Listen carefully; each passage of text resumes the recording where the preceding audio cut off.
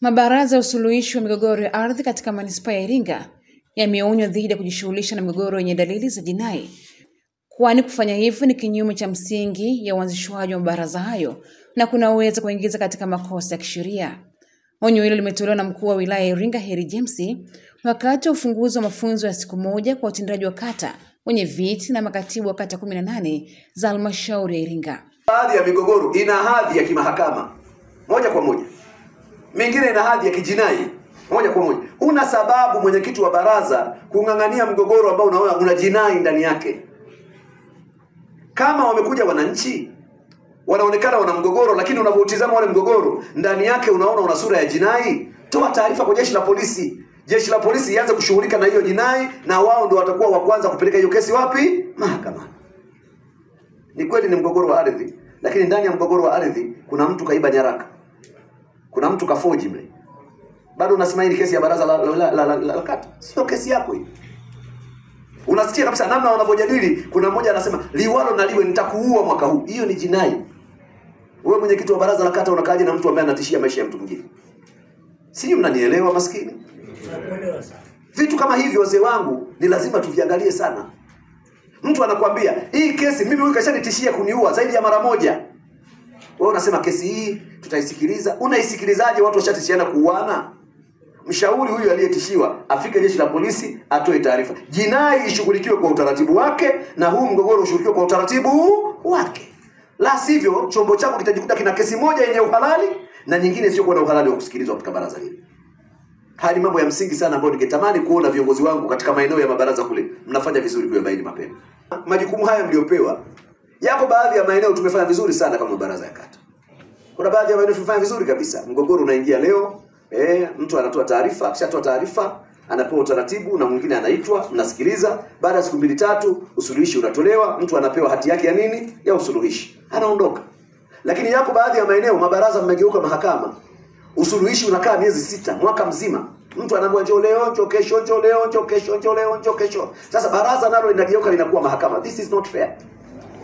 Kama mtu aliopti kuja kwenye baraza, manake alitaka kuepukana na mchakato wa nini? Wa mahakama.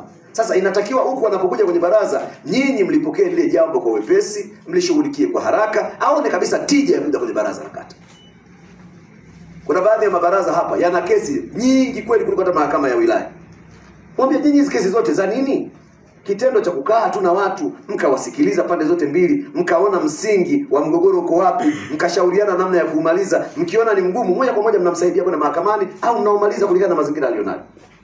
Akizungumzia lengo la mafunzo hayo, mwenyekiti wa TLS kanda Iringa Moses Mbindwile amesema lengo la mafunzo hayo ni kuwapa mbinu na maarifa wajumbe wa mabaraza ya ardhi jinsi ya kupambana na migogoro ya ardhi, ukatili na kuimarisha utawala bora. Semina hii imejikita zaidi kuwasaidia washiriki ambao nimewataja katika maeneo yafuatayo: usikilizaji na usuluhishi wa migogoro ya ardhi kwa njia bora zenye kuzingatia sheria na maadili ya haki, mikakati madhubuti ya kukabiliana na ukatili wa kijinsia kwa kushirikiana na vyombo vya dola na jamii kwa ujumla, kulinda haki za wanawake, watoto na makundi mengine maalum, kuimarisha misingi ya utawala bora hasa katika maeneo ya usimamizi wa rasilimali, uwajibikaji na ushirikishwaji wa wananchi kwenye masuala ya maendeleo. Mheshimiwa mgeni rasmi, tunatarajia kupitia semina hii viongozi hawa watapata uelewa mkubwa wa namna gani waweze kutatua kero mbalimbali ambazo jamii yetu katika ngazi ya kata inakuwa inakabiliana nazo. Miongoni mwa kero hizo kubwa, Mheshimiwa mgeni rasmi, ni migogoro ya ardhi. Migogoro ya ardhi mara nyingi inapokuwa imeamuliwa katika mabaraza ya usuluhishi ya kata, inapoletwa katika mabaraza sasa ya ardhi ya wilaya, kunakuwa na matatizo ambayo yanaonekana. Na yale matatizo yanapelekea ile migogoro iweze kufutiliwa mbali pasipo kusikilizwa. Na sababu kubwa inatokana na namna ambavyo mienendo ilivyokuwa katika mabaraza ya kata ilivyochukuliwa vibaya. Mienendo inapokuwa imechukuliwa vibaya katika mabaraza ya kata, inapelekea baraza la ardhi la wilaya lishindwe kuisikiliza ile migogoro inayoletwa pale na kuamuliwa. Matokeo yake ni kwamba migogoro inafutwa na watu wanakosa haki zao.